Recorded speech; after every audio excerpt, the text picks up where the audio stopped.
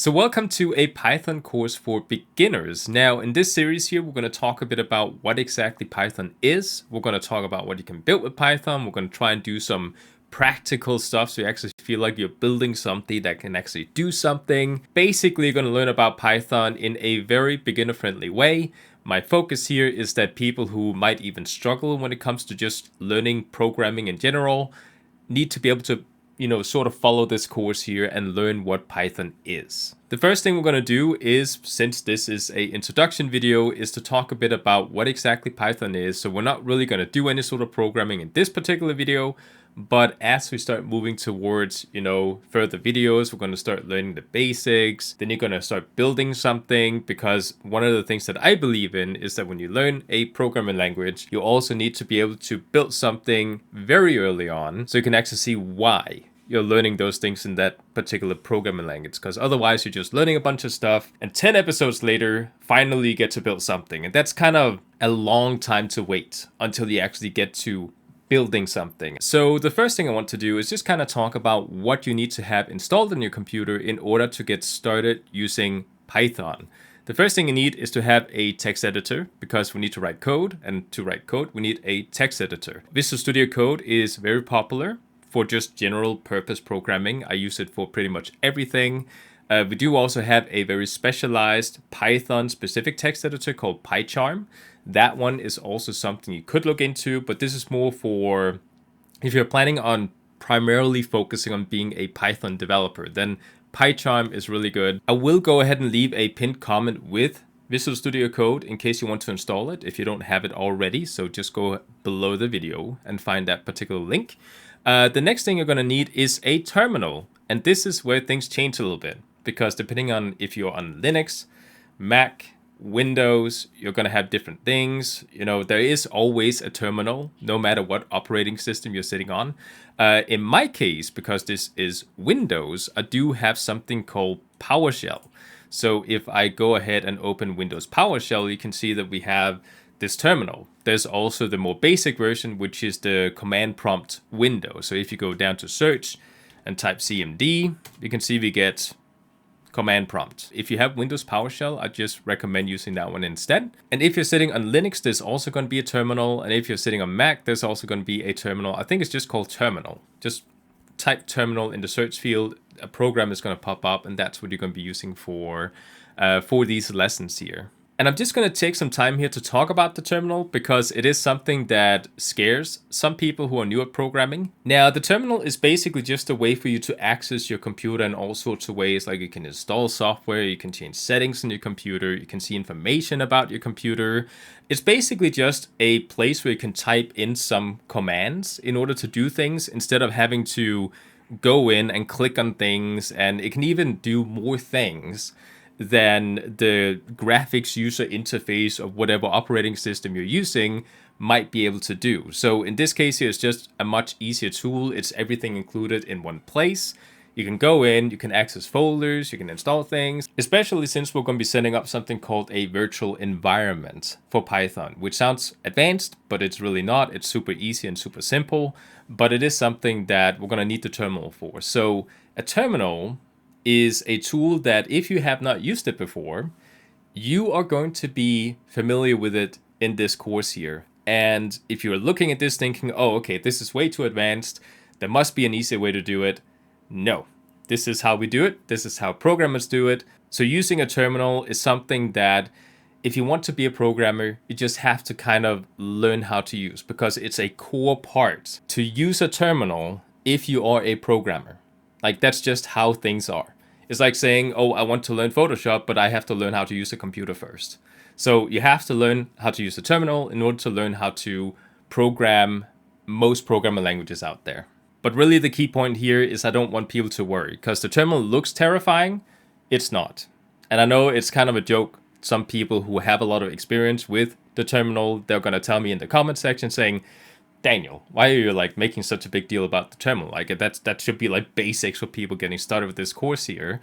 But no, there's a lot of beginners out there who thinks the terminal is new. It looks old. Why are we typing commands like this instead of just clicking on folders? This is terrifying for some people. So we have to talk about it. I just have to debunk the scariness of it. It's not terrifying when you actually get started using it. It's actually pretty simple. So don't be scared of the terminal. But let's go ahead and talk a bit about what exactly Python is. Because Python is, at this moment, and last year and the year before that, is the most popular programming language in the world right now. And it is for a good reason, because it is what we consider to be a multi-purpose programming language, which basically means that you can build pretty much most things using Python. If you want to get into AI programming, machine learning, websites, games, apps for mobile phones, console applications, a software for Windows, Linux, and Mac, everything you can think of, you can pretty much build using Python. So it's one of those languages that if you have learned Python, you can pretty much build whatever your imagination might think of. You know, it's a really cool language. It is a very simple to type language, which is also something we're going to talk a bit about. Python was actually not named after the snake Python, you know, because we have a Python snake type. It's actually named after Monty Python's Flying Circus, which is a British comedy show that came out back in the 70s or something. That is actually kind of a joke because Python is designed to be very simple when you code it and sounding like basically just talking English.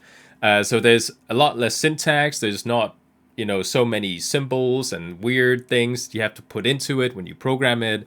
It's basically just designed to be as simple and talking language-like as possible, which is kind of the joke behind the whole Monty Python thing, because it's a British, I don't know, like sketch comedy show. There's actually kind of a fun little thing if you open the documentation for Python. It's actually like this little joke section inside the documentation that says, do you have to like Monty Python's Flying Circus to enjoy Python? And it says no, but it helps. It's just kind of like a fun little joke thing. But just to kind of show what I'm talking about here on screen, I'll put some code that does the exact same thing in Python and in, for example, C#. Just so you can see the differences there, like how less of a code you need to write in Python compared to any other programming language, like, for example, C#. But now let's talk a bit about why should you learn Python over, for example, other programming languages. Because, you know, I'm spilling out that Python is a multi-purpose programming language, so you can build everything using Python. Well, why does other programming languages then exist if Python can do everything pretty much? Python is what you call a top-level programming language. Basically, that means that the further down you get, the closer you get to machine level, like hardware level inside your computer. And languages like, for example, C++ is very close to hardware level, which means that they're very optimized and very fast. So if my goal is specifically on building Windows applications, you know, that's my only goal, then Python is a good prototyping tool because it's very fast to write. But if you have to build a final version and you're specifically like a professional Windows software programmer, then C++ might be better, you know, but Python can also do the same thing, but it's going to be slightly more unoptimized. It's going to be slightly slower because it's higher up when it comes to, you know, being a top level programming language. Does this mean that you should not use Python for building Windows applications? Absolutely not, because you can very easily do it. It's still going to run fast. It's not going to have any issues.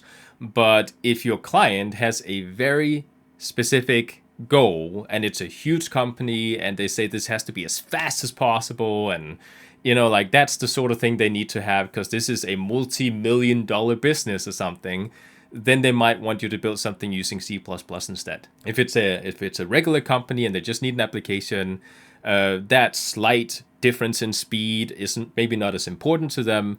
Python is very much a viable tool to use for building software for that kind of thing. And just to mention it, AI, I don't know if you heard about it. It's kind of a thing that has popped up within the past couple of years. AI programming is a very important thing when it comes to Python because Python is one of the main tools used for AI programming.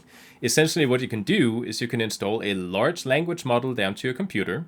Then you can build an AI agent that basically is built using Python that communicates with this AI brain and basically allow for you to build a AI application where this Python program you made is using AI as part of its program. And I think probably the most important argument for why you should learn Python as your first programming language is that Python is going to land you the most jobs in the world right now. So if you know Python, there's going to be more job openings than other programming languages. It is beginner friendly, it is cross-platform, it is a free and open source language that you can learn how to use. So there's basically no reason not to learn Python. So with all that said, we've talked a bit about what exactly Python is, why should you learn Python, what can you build with Python. In the next video, we're going to learn how to actually install Python and set it up on your computer so you can just get started with it. It's fairly easy, but depending on if you're sitting on Linux, Windows, Mac, it's going to be done in slightly different ways. So I will have a video coming up that will show you how to do that. When it comes to Linux and Mac, I will have everything kind of like step by step written down inside the description of the video. But for Windows, I will show you how to just simply set it up inside Windows. Like I'll actually show it with my screen record and everything. It's not too complex, but just know that I don't have a Mac computer. I do have a Linux computer, but it's not hooked up to my recording stuff here. So with all that said, again, I hope this is going to be a very awesome course for you to follow. This is going to focus a lot on beginners understanding how to program. So hopefully that is what makes you watch my course compared to other courses. So with that said, I hope you enjoyed, and I'll see you guys next time.